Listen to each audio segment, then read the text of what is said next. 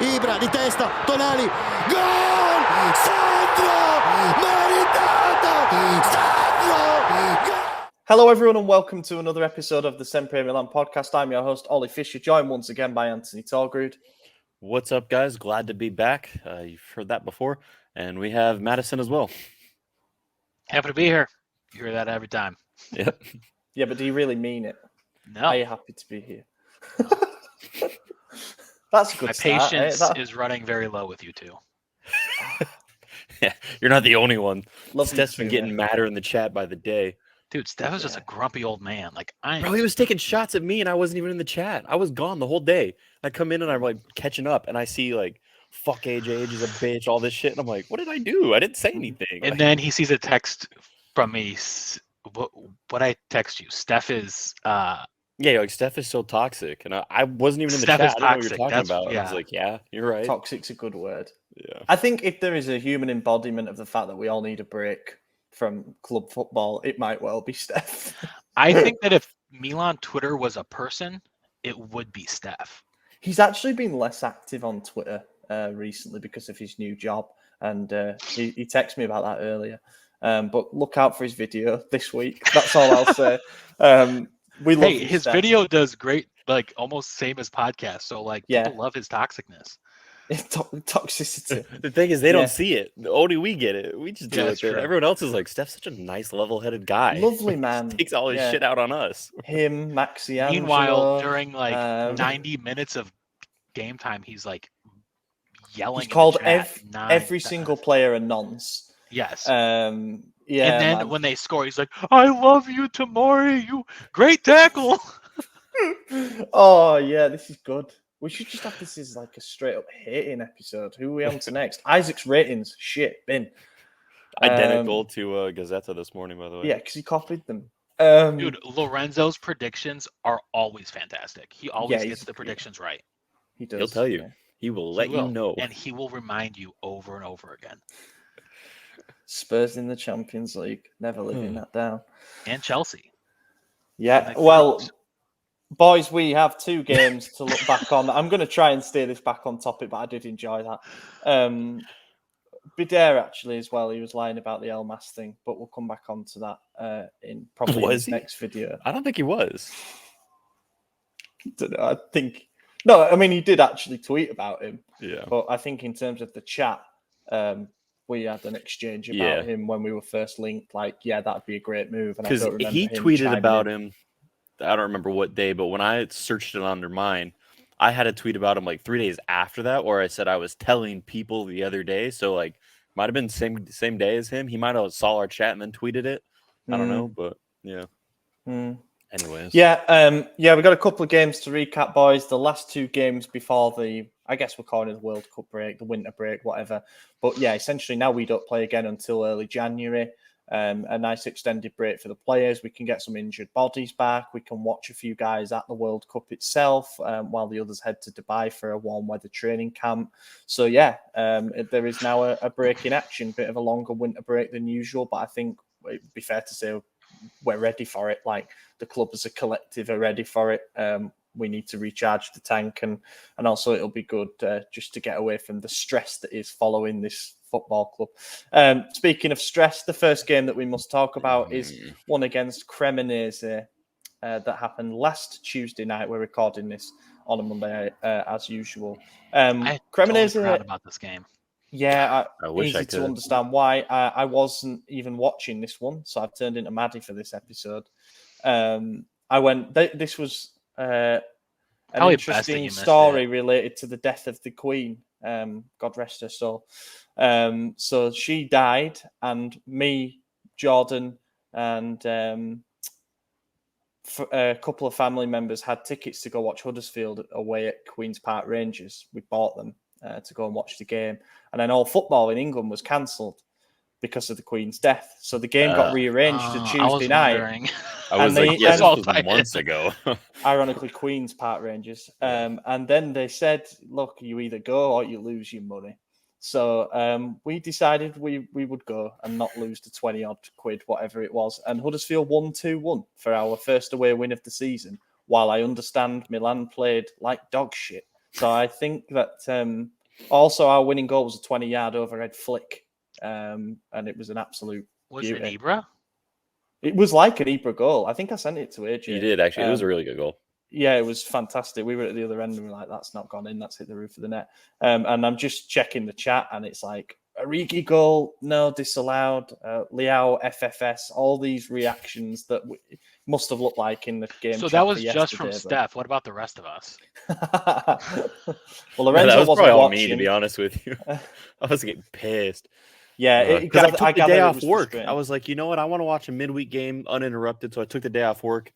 And I'm just sitting there. I'm like, oh, yeah, Cremonese, this will be a fun one. You took work off to watch that game. I mean, not like entirely, but yeah, it was election day. And because my girlfriend's a teacher, they have school off for some reason. So I was like, I don't want to work while you're sitting at home. It's just obnoxious. So I'll just take the day off too. I was like, oh, watch the game. This works out perfectly. It did not work out perfectly. Started drinking at 10 minutes in? Something like just that. Just to get through it. Yeah. I gather it was an incredibly frustrating one. The mad thing is that I would chalk this up as being like our most comfortable away victory of the season. Like that's what I would have thought it would have been going into the game because they drawn 6 and lost 7 last week on the pod. Yeah, I think you also predicted a win though. I did, but what did I say about it? You said it might be tough. Benevento or whatever. Yeah. Oh, yeah, you did to that. Yeah. I mean, it's not like they beat us or anything. Don't get me wrong. And neither did Benevento. They did. Well, they did, but the first one was a draw. Did their goalie score the goal? Yeah, and it was a draw. But then they beat us in the reverse. Games, so fuck you guys. That was 5 years ago. Well, I watched them 5 years ago. Under Gattuso, wasn't it? What? I don't remember what happened last week, but I do 5 years ago. Yeah, and look, they didn't really have many chances, Cremonese. At least that's what the stats show, and that's what the extended game highlights show that they've somehow managed to cobble together that I've looked through. But we didn't exactly do much well either. There was the disallowed goal from Origi. No arguments there. He was stood in an offside position. Tried to create a bit of chaos with Leao coming off the bench. He had that flick that was well saved. But aside from that, it was pretty lackluster. We had a good amount of shots on target. I thought we were like double digits on target or chances created or something like that. I mean, it really was like a game of FIFA where because we had like 70% of the possession, five on target. Yeah, and it was like we were doing everything so much better than them, and then we got in front of goal, and like if you got to press the B button to shoot the ball, they're accidentally pressing the X button instead to cross it or some dumb shit. Like it looked like they all forgot how to shoot. It was a very frustrating game. Yeah, I'm no longer, well, I never was a fan, but I definitely dislike cream of mayonnaise now. I don't like this team. That's what I'm calling them now. Cream of mayo, got it. Yeah, I was thinking, were you saying Decatur Lara in some weird way? But no, no. creme de menthe. Yeah, I mean, look, team selection first and foremost. We knew we were without Theo and Giroud. Yeah. I think that therefore dropping our biggest attacking weapon in Leao was probably something that backfired. Yeah, absolutely. I think Pioli got this game all wrong. And before I slander Pioli, I do want to say, our condolences got to him. His brother-in-law passed away right after the game yesterday. So, I don't want to be too harsh on him, but Pioli out. I'm just kidding. Hopefully he watched the game. He was at the game. He left after. No. Oh shit, Pioli was at the game. What? Okay, well, let's just move past this because I'm confused what's happening here. Yeah, good stuff. Cremonese game. So, yeah, Pioli got it wrong. He should have started Leao knowing that we had to start Ballatore and Origi. I understand that if Theo was in, if Giroud was in, maybe you could rest Leao because it is Cremonese at the time. They still haven't won a game all season. I understand wanting to make rotations, but you're forced into some rotations that are not beneficial to the club in any way. Mind you, we are still rotating the entire right side because of injury. So while they may be starting consistently, it's still a rotation. It's not a starter. We still have Tata. So we really did field one of our weakest 11s that we could for this game, and obviously it didn't work. And then when we brought on Leao, I think we brought him in. It wasn't right at halftime, right? It was like 60 minutes or something like that. It was too late. It was far too late. He did get the midfield selection correct. Benacer and Tonali, I think that's what you have to do. And in his defense as well, he didn't have any other options with the back line. But yeah, not starting Leao was a mistake, and it showed. I thought Lazetic looked really good for the 10 minutes that he was on. So he had good hold-up play. He had a really nice turn inside the box to end the game there. His shot was abysmal. It was a really bad shot. I mean, it's a tough situation to throw a 19-year-old in, when you're 0-0 and it's a must-win, should-win game, and you throw him up top for his Serie A debut. Like, it's a tough situation. So if nerves got to him, if it was just a bad shot, whatever, it's forgivable. Don't get me wrong, but I don't know if that was the right move to bring him on in that situation either. I mean, Pioli has a knack for doing this, doesn't he? Like, he gives young players their debuts in some tough moments. In the worst moments possible. Daniel Maldini came on for that corner, like the last action of the game in a draw in the 2020-21 season. And it was sky high. Verona, I want to say. I think we were drawing 1-1 and we were going for the winner and he brought him on for a corner. Yeah. That wasn't ideal. And then, I think Vranckx's debut, he came on when we were down to 10 men against Sampdoria. So we had. But then you get to the Fiorentina, and it worked out throwing him on late in a tough situation. So and obviously we'll get to that. But yeah. Not much really to write home about at all in this game. In fact, I gather that Ewan, who was doing the match report, really struggled to come up with many incidents to talk about. But I mean, you're going to have these very boring. It was interesting because Bidet came into the chat and was like, the game's nothing to worry about. It's like, we play like that, we're fine. We dominated, we dictated. And I was kind of like, but we didn't score. So, you can dominate all you want, but if you can't break down a low block, and there's a good tactical analysis on our website that Rohit did about that. Yeah, if we once again having problems getting past a team that defends deep, then that is a problem. And yet, we had a game. Oh, and it was a new formation as well. It was a 3-man back line. Yeah, that was a very weird time to try that. We controlled the entire game, but our expected goal is only 1. Oh, is that right? That's not. So not quality of chances, and not. That's getting what I'm the ball saying. Into it was a FIFA game where he just didn't shoot at the end, Right. Yeah, I think there's some quite big question marks about Brahim in this game. I don't think that's a game to start in because they were obviously going to sit with 2 solid banks of 5 and 3 essentially is what they did. So there's not space for him to operate between the lines because there is no space between the lines. Yeah, I think that was a game that I think CDK should have started. Yeah, and you play him off the striker. Knowing how bad his confidence is right now, what better game to try and win that back than starting against a team that hasn't gotten a win all season, And behind a player in Origi that he knows well, because they're both Belgian national team, although Origi's not been called up for the World Cup. And then there's question marks too about Junior Messias, like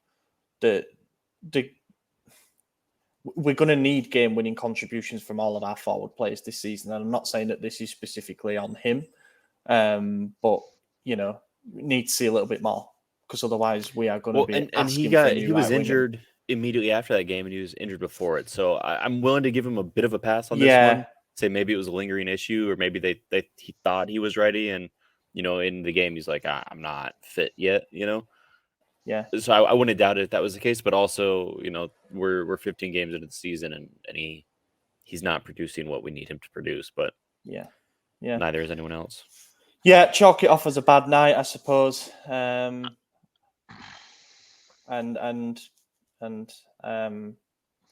still getting relegated, so who gets the last laugh? It's us. Got to beat them at home though. I guess we'll do tops and flops. I'm going in blind here because, as I say, I haven't watched the full game back. But from what I gather, Malik Chow did well, so I will go with him. He did do really well. Not much to do, not too much to do, but you can be a goalkeeper and have a really quiet night. And from what I gather, Tatarusanu actually only really had to do a couple of things, if that. But then you've got to give some credit to the back three for giving him a quiet night, and it does sound like Chiao had a really good game, and it earned him a second start in a row against Fiorentina. So I'd go with him. It's been promising in the bits we've seen from him so far. Yeah, that's probably the best bet. Him or Benacer, obviously didn't get any assist or anything on the goal tally, Benacer, but I thought overall he had a really good game. Just cheating, looking at his stats. He had 92% accurate passes. Then, I mean, yeah, he 100% aerial duels won, which is crazy for someone his height. So, yeah, I'll give it to Benacer. I was going to do Benacer as well. Just the only bright spot. Yeah, and flop of the match, based on what I just said, you'd think I'll pick Brahim Diaz, but I can't because like most of the blame there for me goes to Pioli. Like you don't start a player. We know what he brings and the situations where he struggles, and this was so obviously on paper and in practice going to be a game where he struggles. So I attribute a fair portion of the blame to Pioli for starting him in this game, and I'll go with Origi for that reason. Like 1 goal in 13 appearances, is it now for us? It might even be 14 after yesterday.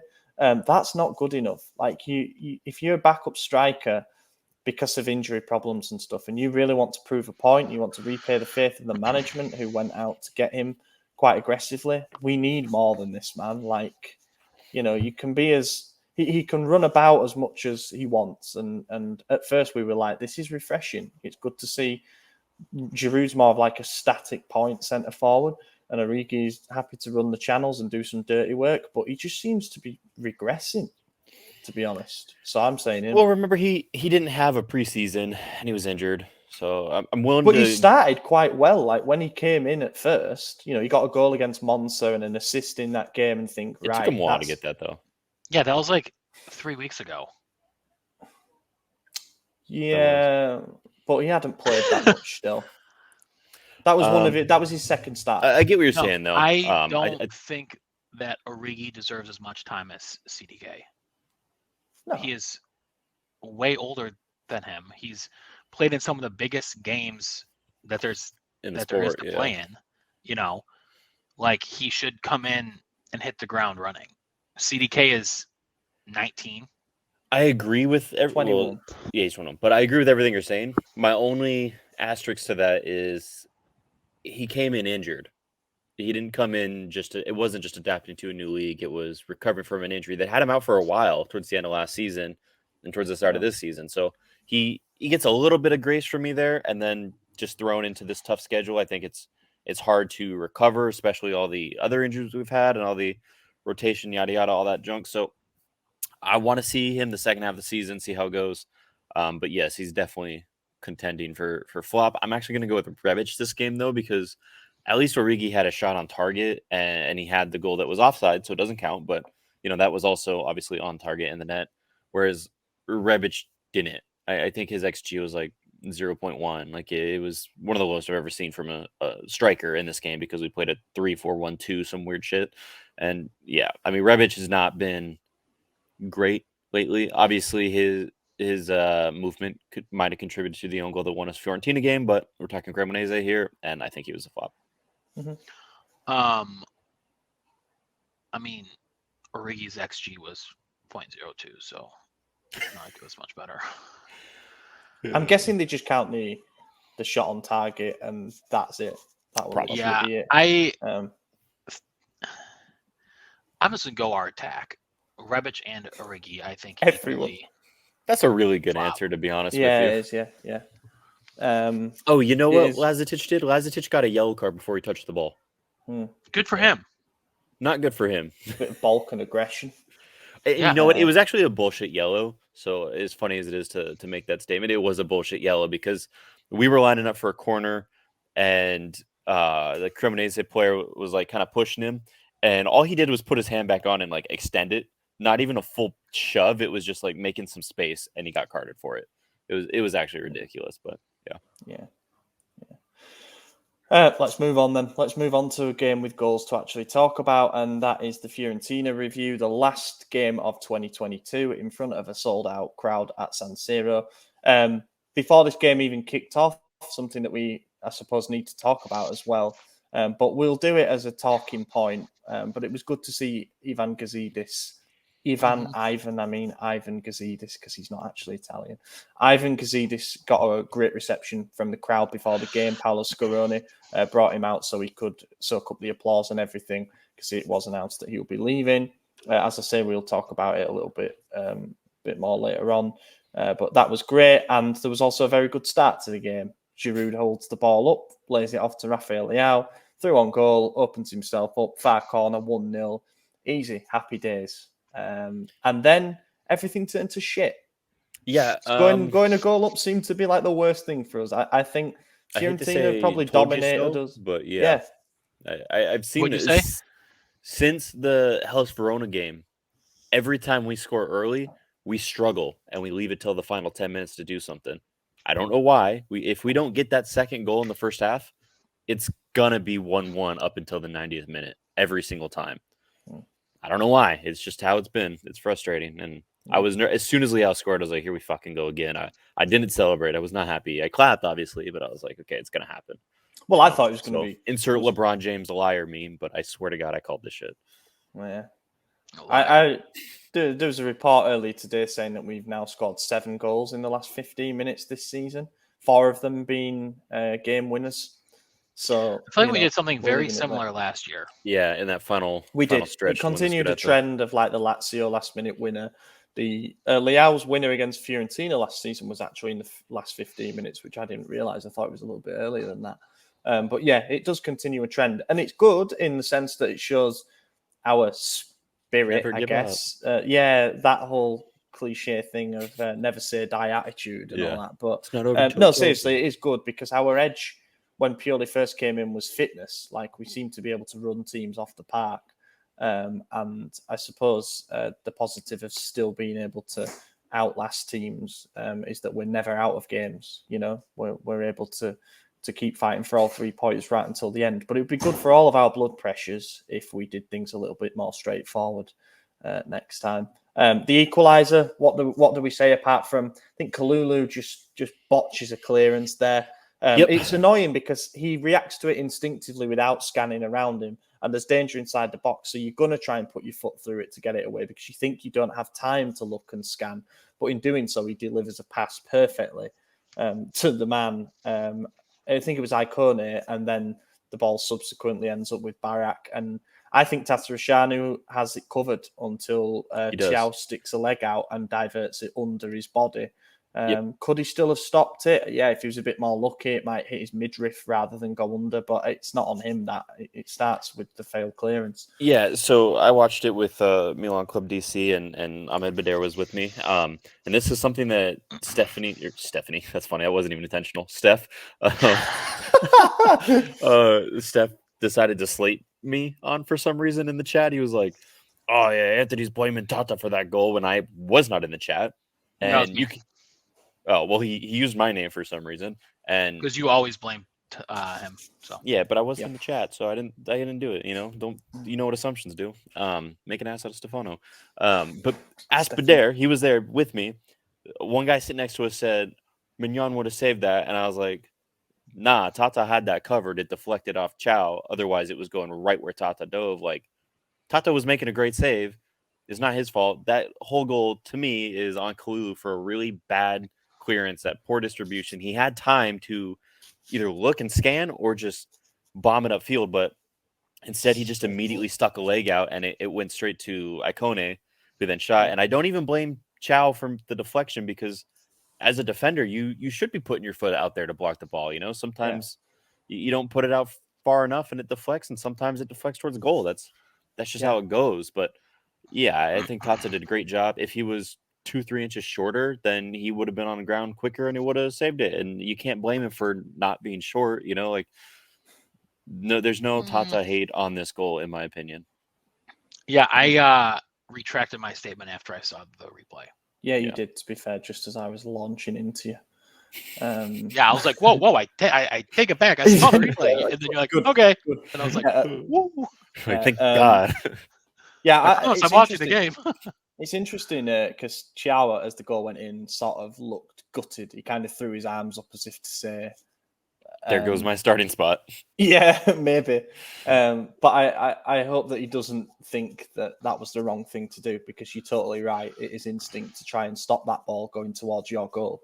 And I think we can just put it down as an unlucky one, to be honest. In terms of what happens after the giveaway of the ball inside our own box. And in fact, before Kalulu's failed clearance, we had a chance to clear it and we didn't. We just didn't get the ball out of our box. And that's the other thing. I know I am blaming Kalulu for the poor distribution, but also a little bit of luck in that, and he finds a Milan player who, or Icone doesn't trap it like we did clear it. It just didn't go far enough. There were so many things that just went wrong there, and that was kind of the story of this whole game. Was every 50-50 we lost, every second ball we lost, every deflection we lost. We couldn't get 2 to 3 passes together in a row. The team chemistry. Exactly. It looked all over the place. It really did. Another thing, I suppose you'd call it a stroke of luck for Fiorentina. Bonaventura was the guy who was meant to be starting instead of Barak, and then Bonaventura injured himself in the warm-up. So Barak wouldn't have even been there to score that goal if things had have gone to plan. And it's amazing how things open up because Barak was linked with us for a couple of summers in a row. And I thought he had a good game. I do quite like him. But yeah, that was that 1-1 at half time. Second half, it didn't look like we were going to find a way to win. I'll be totally honest. We did have that Leao chance stands out, the one where the ball goes there was in behind, he looks offside. Giroud as well. He basically scored a goal. He hit it, near post, and it was a save that bounced behind the goalkeeper, and he just last second, great reaction, reflex save, keep it out as well, who is supposed to be potentially coming in as our backup for next season. He's good. I quite like him, but then again, he's Fiorentina's starter, so see what he wants. Probably wants Champions League football. But yeah, I thought generally speaking, we kind of went tit for tat in terms of chances. Like Fiorentina had a couple of chances of their own. There was that amazing challenge from Fikayo Tomori that is still somehow dividing opinion in terms of whether it was a penalty or not. It wasn't given as a penalty on the field, and the replay clearly showed him getting a touch on the ball, so it was never going to be overturned. They can shout all they want. It's one of those where if it's given a penalty on the field, it might have stayed as one because they'd have found a way to make it look like the contact was on the player first. But for me, again, centre-back bias, it's my position that I play. I thought it was a fucking brilliant challenge. It was, and superb recovery tackle. Like you said, there's no angle that shows the contact prior to the touch of the ball. And so that's why I think it can't get overturned. And if it was called penalty on the field, it would have stayed because we all see the touch on the ball and we all see contact, but we can't see what comes first because there's no angle from that opposite end on the side of the defender or the attacker. We only see it coming from behind or from goal or from the side that Tomori is on. And obviously you can't see where his leg is in comparison to the other leg because they're both wearing black shorts. You can't see. It's the same color. You can't tell. So I think you have to give him benefit of the doubt, like you said, center back bias there. And he made that great goal line clearance as well. But other than that, I didn't think he had a good game. No, those two things were game changing and saving. So it puts him top 2, top 3 performers. But if it wasn't for those things, I think he would have been towards the bottom. He was a bit all over the place, to be honest. Yeah, but then again, you see the positional map this morning. Yeah, and there's a huge gap where Chow was supposed to be. Him and Klulu were both playing right back for some reason. He'd been playing. He played. So this is my argument with why we've had our defensive struggles so much this season. Yeah, a big part of it's injuries because obviously our 2 first choice right backs suffered injuries until the new year. Then we had to bring in Dest on an emergency loan. He's not exactly hit the ground running. Kalulu's playing more as a right back, which breaks up that partnership that worked so well. We conceded 2 goals in the last 11 games of last season. We had to break up that centre-back pairing. And then we're rotating the partner that Tomori has every single game. It's Tomori Kier, it's Tomori Gabia, it's Tomori Chow now. And there is no cohesion. The back 4 have not had a run of games to get to know each other. That's why I'm not surprised that the positioning map's all over the place. Because Chiao, for example, has gone from being the right centre-back in a back 3, so essentially playing more as a right back at times, to now having to be as part of the back 4 actually partnering Tomori, and that's why I'm not surprised there's a big gap between the two. And I do think that in the new year, when all injured players are back, touch wood, we'll be able to get a run of games with the back 4 that we actually want to field because they need to develop that chemistry again. It's not sustainable conceding these sloppy goals and then having to win games in the last minute. It can't carry on. I'd say back 5 as well because with Tata Rushanu and Tomori just still are never on the same wavelength. Even when Tata's having a great game. Not Tomori. It's the last but I we've think seen Tata had of a him. great game, and it's still they were just bickering nonstop. Honestly, right, and I don't think people realize this. That was Tatarushanu's last game for us. Yeah, literally. I mean, that was if Mike comes back, knock on wood, pal. In an ideal world, but we thought that with Monza. We can't have any more bad luck with Mike. Surely, like it seems that he is. We're Milan. Yeah, maybe. But if everything goes well, that sounds disrespectful to Tatarusanu, but people know what I mean. Then yeah, that will probably be his last game for us. And I think it was one of his best, to be honest with you. I think that's a high note. So that's fine. That's great. But yeah, that cohesion between him and Tomori is just not there. And I don't know what it is. I think it's maybe a clash of personalities. Like they just simply don't get along. I think Tomori's very intense. He's aggressive and he likes to go after things. Tatarusanu is rooted to his line. He's hesitant in his distribution. Literally is a clash of how they want to play the game. There was a moment actually where I think Krunic went to clear across and Tata ran out to do it as well, but he didn't. He must not have caught it because Krunic went to head it as well. Oh, yeah. I mean, it almost was an own goal because of that. And so that was frustrating. But overall, I don't want to attack Tata more this game because I think he did well. No, yeah. And I'll be honest, the winning goal that came, it spared our blushes a little bit. I think Fiorentina's manager Italiano was right where he said if they'd have got a point from the game, they wouldn't have stolen it. You know, we'd have looked back and said, it's probably fair on the balance of play. But we kept going right until the end. And this is where Serginho Dest to a lesser extent, but his energy was really good off the bench. But as to Vranckx, he ended up playing. He was brought on as a central midfielder, but sort of more behind the trident, and he ended up playing more on the right towards the end of the game. And that's where the goal came from. He just wound up across from that side. I thought that straight into the keeper's hands on first view. But then the keeper, he just never really gets there, you know. And he's shouting about Rebic impeding him, but the replays show Rebic didn't do anything. You know, he's got his eyes on the ball. He's hoping to maybe get something on it, but Terracciano just flaps it. And then he has every right to play that ball or to attempt to. Does Rebic? Yeah. So if they would have called it off for impeding, I probably would have understood. Been like, yeah, he was right there, but I mean, he's allowed to go for that ball. He's a striker. He's not touching the goalkeeper. So, and if he does fall over on the goalkeeper, then maybe they do call it off. But he doesn't. They go side by side, you know. And it did look like Rebic kind of threw a hand up, but the ball went in between it, so there was no handling either. But if anything, I think that if you're a goalkeeper and you come out for something like that, they always come out jumping, obviously, to try and claim and use their hands.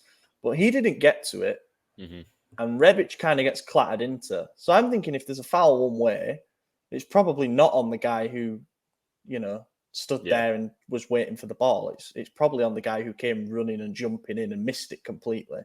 But anyway, ball drifts over, hits Milankovic's knee. Milankovic, maybe we can call him now. And then just goes in. I thought it was Origi that had got it at first. So did I. I was very excited. I thought it was Rebic. But then I thought, oh no, he's going to call it back for that foul in midfield. And that absolutely wasn't. You can see on the replay that he sticks his leg out to initiate the contact. So Rebic was well in the clear for that as well. And yeah, I mean, there was a bit of a VAR review, but then we were able to celebrate. And that was basically the last action of the game. So Fiorentina had 2 corners after that.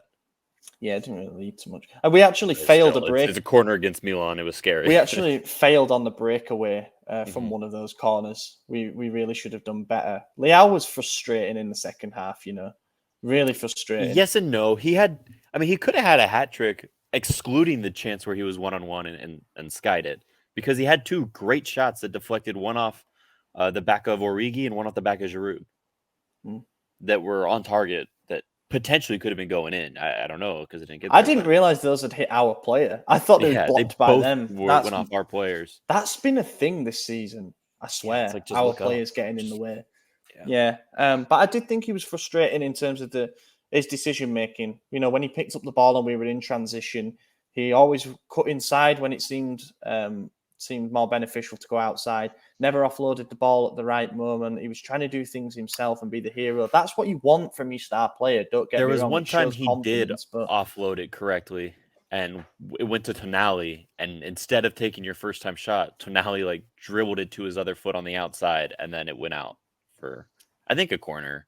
But yeah, that was so frustrating. I mean, everyone in the bar Giroud's audibly just frustrating groaned in when he did general. it. This was Tonali. Oh, yeah, I know, but you were talking about Giroud before, right? No. Blocked shot. Yeah, I mean... I said it was a pass from Leao. Oh, I thought you said... Giroud accidentally blocked Leao's shot. Yeah, that was the outside of the box shot, right? Yeah, it was like 20 yards or something like that. And it looked like it was on target. It looked like it might have been going to get it. Where does this rank? I know the answer is below, but in terms of feeling, we both said that we kind of didn't react to the goal going in. No, that was about the first goal. Never mind. But like when that goal happened in the last minute, I was thinking to myself, I'm not celebrating yet because they're all surrounding the referee. They think something's gone wrong. I'll only celebrate when it's gone to the VAR review, which is a bit of a shame. But in terms of the last game before the break for Christmas, it made me think a little bit of the Lazio game when we won 3-2 with an injury-depleted squad and Teo Hernandez scored last-minute header from a corner. It's just going into the break on the right note. We didn't go on and win the league that year. What was our last game before Christmas last year? It was Empoli, I believe, when we won 4-2, I think, when Kessie played as a 10. Oh, yeah. Yeah, and we've won again this time. I mean, it wasn't pretty. It was dramatic. It was last ditch, but it was important that we kept 8 points away from Napoli. Because if it had been 10, I think we're going into the break thinking it's done. Near enough. 4 games is a lot to overcome, but there's 69 points left to play for. Like, nice. The fact that Juventus was, abysmal bottom half of the table for the first half of this season, for the first quarter of the season, and now they've won 6 straight with all clean sheets, and they're in third, 2 points behind us. That should tell you that there's no reason to assume the season's over at any point until we're 30 games in. Like, there's no reason to doubt anything yet. Anything could still happen. Anyone could get there. All of a sudden, didn't we win the league last year with like 2 games left, or didn't we like go into first with like 2 games left? It was after Bologna had beaten Inter in the game in hand. We were top, but they had a game in hand, and it was always like they're going to beat Bologna to jump above us, and then they didn't. So we probably had it for like the last 6 rounds. I want to say maybe 8. Took it. No, I want to say we were in first with the game in hand still. I want to say like week 26. Like week 23, 26. Because I know Napoli was in first up until week 16 last season. Then it was Inter, and then we overtook Inter. I want to say 26, 28. So for 28. The last 10 games, we were top. Yeah. Of course, because Bologna beat Inter, and then it was 6 games left for both teams. And then we knew if we win all 6 games, which we're not going to do, and then we ended up doing it. Yeah. So, that makes sense. That was so exciting. Also, we're 2 points worse off than where we were last season. Obviously, we went on a really good run to end last season. So I'd like to compare it though to the first legs of the same teams last season to see what that point tally is, because obviously we're not halfway through the season yet, and we've played different teams at this point. I think we were up on points with the tally. Yeah, the only thing I'm obviously Cremonese wasn't in last season. Yeah, but it was a few weeks back. It was last week. It was before it was last weekend, I think. Okay. Well then, but Torino, we didn't lose to Torino at all last season, did we? Did we double, or did we get 4 points? We got 4 points. We drew 0-0 away and beat them 1-0 at home. Okay. So we're down on that one. That's about it. So we're about level with where we should be, and Napoli is slightly better. It's interesting. Napoli in their next 5 games after the break have Inter, Juve, and Roma. And if they win all those, good for them. Yeah. So I was saying at this point, like they're in a position where if they see it out, you say, fair enough, that's a good team. That is a team that deserves to win the league. But what we need to see is how they respond to their first league defeat or even upset result, because that will come at some point. And in 2020-21, that was what derailed us. Whereas last season we stuck at it and obviously won the battle. And we derailed them last season when we beat them in the second leg, because then they dropped points for like 3 games after that. Yeah. Yeah, so they've got some big games coming up after the break, in addition to obviously their Champions League games against Eintracht, which I think would be quite difficult. I don't know why everyone's talking about that like it's a walkover. Eintracht have been pretty good. But yeah, we've won, and that's the best early Christmas present we could have got, I suppose. And now we get 6 weeks to digest I that. could think of a few nicer ones. Go on. England losing the World Cup. Losing it? England losing to the United States. Oh, yeah. USA's max points from their group easy. Light work. Yeah.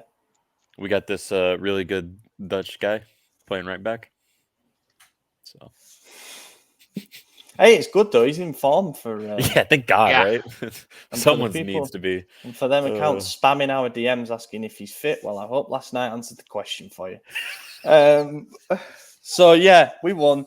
Tops and flops then. Top, I'm going to Mori. I know, AJ, you're right in saying that he had a little bit of a shaky game, but I'm looking at it 2 game-saving interventions from him. Without that, we don't have the platform to go on and win it in the last minute. And I can't really give credit to anyone for our winning goal because it was an own goal. But I think Vranckx is a good shout. Yeah. This is a tough one because there really wasn't anyone that stuck out to me as like that's the guy. But I mean, you're right on Tamori making 2 game-changing saves. I do think overall he was kind of poor, but those are 2 huge saves, so I understand the argument. I understand the argument for Vranckx as well. Dest maybe had it because he was so good offensively, but really chose not to defend when he should have been. So, like, I don't feel comfortable giving it to him either. It's a tough one, man. I mean, Leao had the first goal, and then he missed that sitter that should have won it and closed the game out 20 minutes earlier. Like, I don't want to pick anyone. We won a game, and nobody knows who the man of the match was. I'm gonna say Leao, only because he got our goal.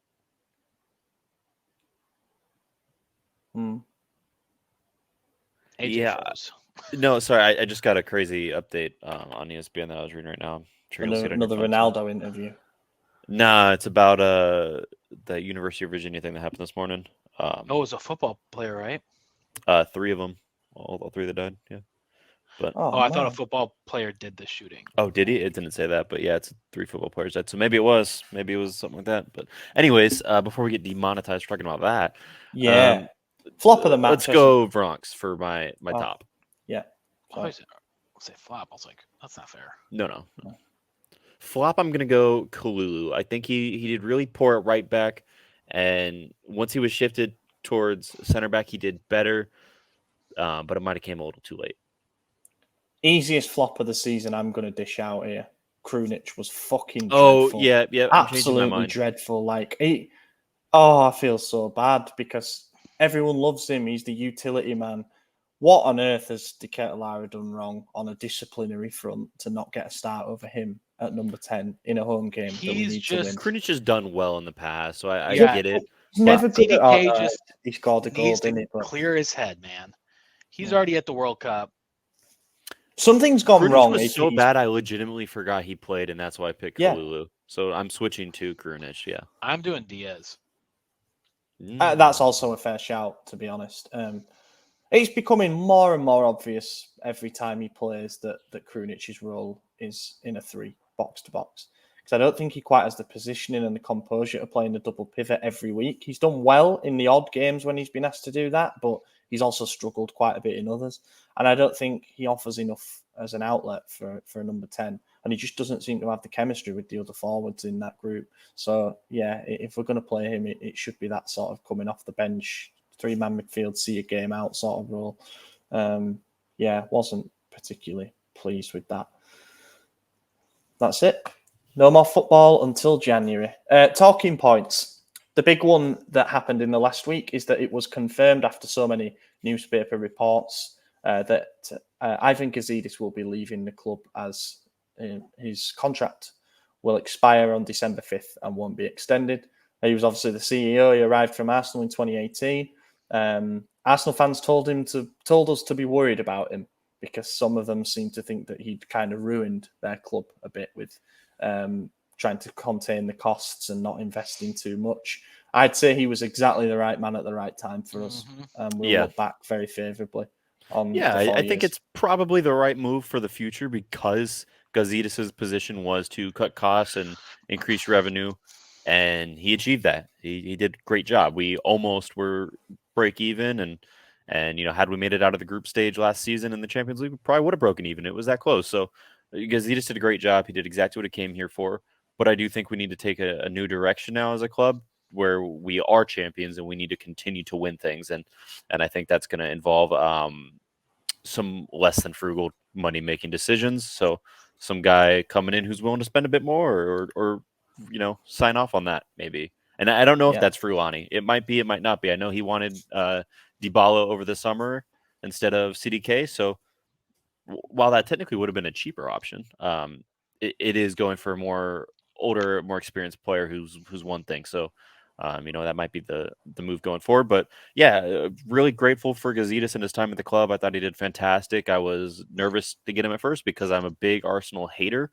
But yeah, couldn't have been happier with the way it turned out. Ditto what you just said.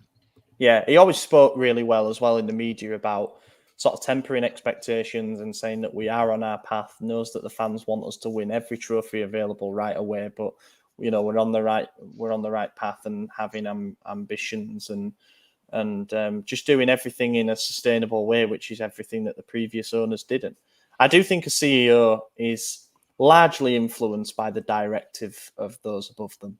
Yeah, of course. And I do think that's going to be the case with Fellaini too. I think his actions will be heavily influenced by how seriously Jerry, Cardinale and Redbird want us to go to the next level.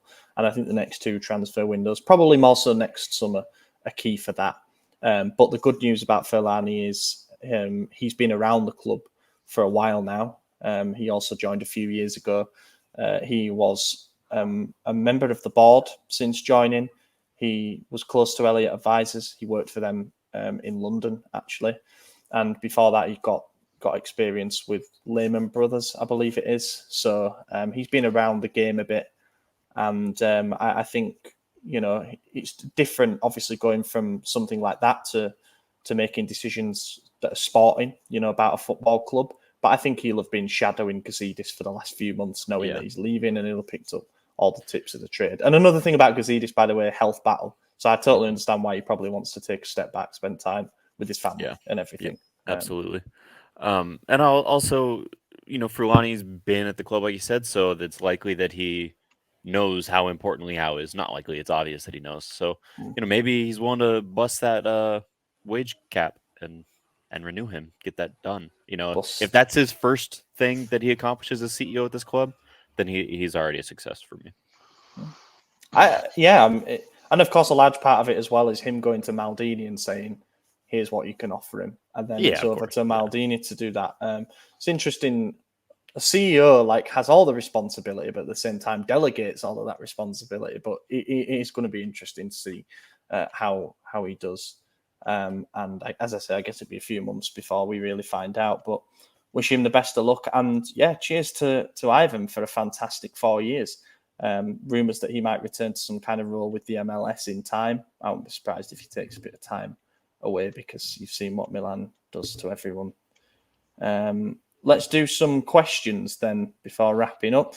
Obviously, we've got the World Cup break coming up, so we'll do some different style episodes to keep things ticking over while we don't have games to talk about. We'll get some guests on, quiz, and that kind of thing. So look out for those. Christian Espinoza asks, anyone at Huddersfield that could come to Milan and enter the rotations? No. I say this one seriously.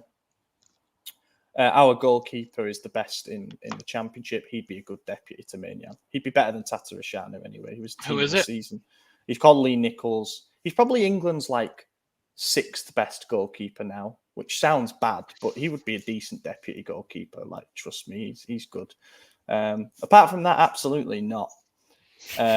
We do have a Poland international. We've got Japan internationals left back, but he's out until next season now. So no, not really.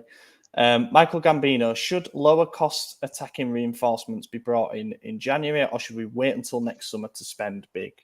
No, I think we should spend big this January. Yeah. Spend what you can now. Reinforcements. Like, yeah. We're I know I struggling. was hyping up the potential of a Vlahovic transfer. It's not happening anymore, so that pipe dream is gone. Not that anyone ever thought it was happening, but me. You're on your own with that one. Yeah, it's It's not an empty happening. Juve's bandwagon. in third. Now they're going to fight for more, and they're probably going to make some big signings. So I think we need to make big signings too. I mean, Joao Felix could come in as a striker. I do think we're going to go for a striker or a winger, and I think we'll spend. So I think we have to. Yep. If we want to compete for the title, we have to. We need more reinforcements. And remember, Zlatan's going to come back. You know, he might still be 10 goals. You know, who knows? So. Yeah, I'm interested to see how Zlatan comes back because he could be like a proverbial new signing. You know, forget how decisive he has been in the last couple of seasons. Didn't play as much last season, but still scored big goals. Yeah, I mean, a right winger is the obvious one. I think he's going to consider our options at number 10 covered because if you sign another playmaker, it looks really bad on CDK. I would love to see, and I think the most important signing we could make, and perhaps this is also the least likely, would be another central midfielder. I think if in any game we can't start both Tonali and Benacer together, we are objectively a far weaker side for it. So I would love to see another midfielder, not necessarily even on that level, but I saw a few shouts for Amrabat after yesterday's game. I was thinking not necessarily him, but someone of that mould could be fantastic for us. Yeah. Someone who's got experience within the league or experience in European competitions. He's also happy to come in and be part of a rotation. We just need someone who isn't as big a drop-off because we've seen Pobega struggle from kind of a technical point of view and understanding the system. And Vranckx is still raw and also Pioli seems to prefer him as a 10 for some reason. And Krunic isn't a long-term solution there. So I'd say another midfielder. SMS was another big name that I was seeing shouted for midfield. You know, I think he's got a year and a half left on his contract. So he's definitely leaving. And I think Juve are looking good for that. That's a mess. They're going to be back. Oh, very soon. Yeah. And if that's another one that if they weren't in top 4 contention right now with Lazio, you know, it could have been realistic, but it's gone as well. Abhijit Mohan, could selling Leao end up doing for us what selling Coutinho did for Liverpool, or would it just peg us back several years? Didn't they spend the Coutinho money like in over like more than one summer though? It's like, but for example, also spent it very poorly, I think. Well, Spurs spent the Bale money terribly. If you remember that, they signed like 12 like Soldado, Paulinho, like some really bad players. But I think Liverpool used it on like Van Dijk one summer, then Alisson. They never actually really replaced Coutinho, which was interesting. They basically stopped playing with a 10 and switched to a 4-3-3. Not saying that obviously his left winger is Leao, so it's kind of a moot point, but. I don't know. It's one of those, isn't it? I can't remember what there's a theory. There's a theory named after it happening. A star player leaving and then the team becoming better for it. And its name escapes me. But yeah, the idea that we could recoup 100 million for Leao and maybe spend, that's like 25 million on 4 players. Or it's like 35 million on 3 players if you want to level up in various positions. That is enticing, but you run the risk then you've got to get all those right. Right. But at some point you have to spend big. You can't keep on spending small and hoping that these cheap players pan out. Yeah, and the problem with selling Leao is our right wing is so poor and our striker situation is so up in the air right now that if we get rid of our left wing, our only attacking outlet, and CDK is not shooting, you know, we got 4 attacking positions with We're nobody. Not selling Leao in January without no, I don't think plan. Yeah. If someone triggers his clause. That's what I'm saying. Like the only way it happens is if A, the clause, and B, we could accurately replace all 4 of those positions immediately with that money, and I don't think we had the capabilities to do that. Yeah, salary is another thing as well, because like Leao is currently on 2 million net. So if we sell him while he's on 2 million net and we bring in like 3-4 players, that could all of a sudden be like 8 million net combined, you know? So that is one thing to factor in, but apparently renewing him would cost somewhere between 90 and 100 mil as like a gross financial commitment. So that's pretty high. Don't underestimate that either. You know, it will still cost money to keep him. But yeah, I think we'll get developments on that after the World Cup. If he has a good World Cup, he's as good as gone, to be honest. I think the offers will be queuing up. But I really hope he keeps patting the badge, and he keeps giving a love heart to the curver when they're chanting his name and stuff. And I hope this isn't going the same way as Kessie after the interview. I hope he has a good World Cup in the sense that I want him to come back in good form, but not good enough that Ronaldo wins the World Cup. That's the last thing I want. In fact, if Leao carries Ronaldo to a World Cup, I will single-handedly pack his bags and get him out of our club. And bring Ronaldo in. Nope. I will just shut the door. We will change to a 5-3-2. We will get rid of wingers. But obviously I want him to be in good form. So hope he does well, but not too well. Don't want anyone knocking. If he has an awesome World Cup, he's gone because teams always splurge on players who have good. Yeah, it'll be Madrid. That's what I think as well. Yeah, the thing with Real Madrid is they do have counterparts that might be of interest to us, and I still think that might be a good idea. Nath asks, why can't we try Charles on the right wing? Milan players are becoming selfish on the ball. I agree with the second point with regards to Leao in the second half of yesterday's game. But aside from that, I think sometimes we're not quick enough to pull the trigger. We've been guilty of trying to walk the ball in, I think, a fair bit this season. And we've also been wasteful when we have taken the shot on. So I think it's more wastefulness than selfishness. So CDK, no, I don't want him on the right. I agree that he's being selfish, but is it because no one else is doing it? So he's trying to do it himself. Yeah, I think he knows that he's the star player, and sometimes he thinks like, well, let me just try and win this myself. Like when he came on against Cremonese and obviously didn't do anything, but it was like very much, I got to bail us out again. You know, you could see that was the mentality, which failed. But yeah, it is. It's hero ball. It's every pass they want it to be a home run. You know, they're not playing the simple pass anymore, so it's very frustrating to see. But as for CDK on the right wing, I'm not 100% against it. However, I have 0% that's for it, if that makes sense. You know, I wouldn't throw a fit if Pioli tried it, but I'm not calling for it. No. You know, like we've seen Brahim outright, and it was another thing that I was like, yeah, you know, it's pretty good, but it actually seemed to kind of work. Yeah. And then so maybe it could. With Brahim doing well, put him down the middle and throw CDK outright, and maybe he'll get an assist, you know. Hopefully we get some in-swinger corners because we've only done out-swingers, but it's going to be a big topic on Badero's video. Already told me, but that's just frustrating. Right, I tell you, if you want to rack up stats and you're playing against Milan and you're a defender, just demand that you stand on the near post for corners, and you'll get aerial duel win after aerial duel win. Like you will look like Beckenbauer just by being stood on the near post, because our corners are fucking horse piss. We really need to go back to the drawing board on that because the routine is just dreadful to watch. I'll end with a controversial one, then we'll wrap up. Hassan Diwan asks, where is that Cardinale guy hiding? He's yet to give a single encouraging announcement and hasn't addressed any of the club's hot topics, renewals, signings, etc. He's given zero assurances about his project and obliterated last season's momentum. The guy sucks. Okay, first of all, he just purchased the club. Second of all, owners never address any of that stuff. It's always the directors.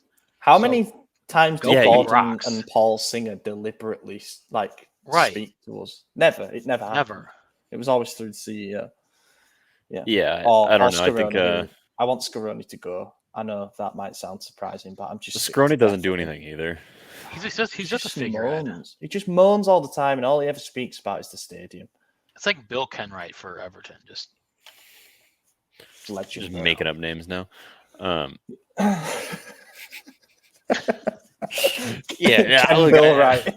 don't have any issues with Cardinale right now because he purchased the club in the after the summer window, so you can't say he's ruined the momentum. He hasn't done anything.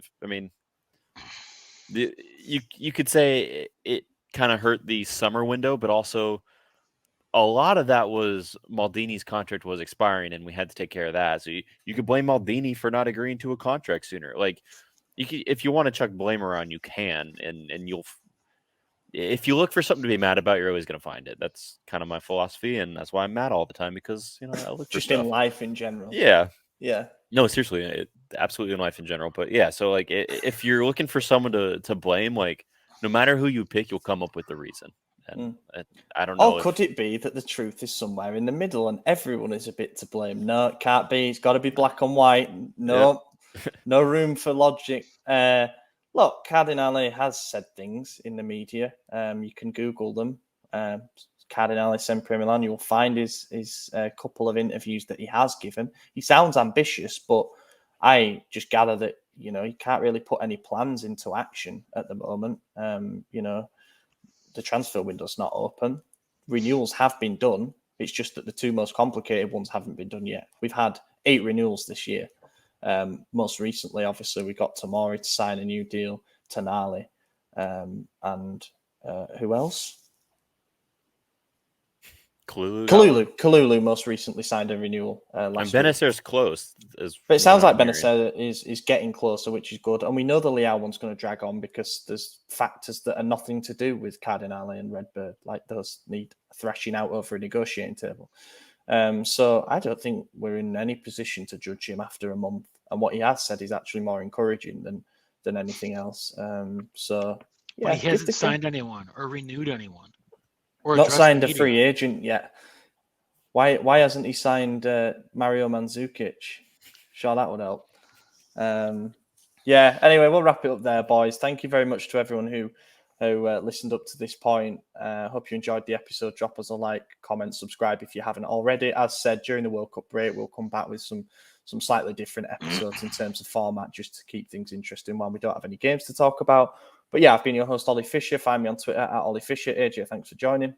Yep, glad to be here. It was a lot of fun, and we'll see you next week with some out-of-pocket discussion stuff. Bit of World Cup stuff. We'll go through call-ups and all that. We can do a USA preview because they play Wales. So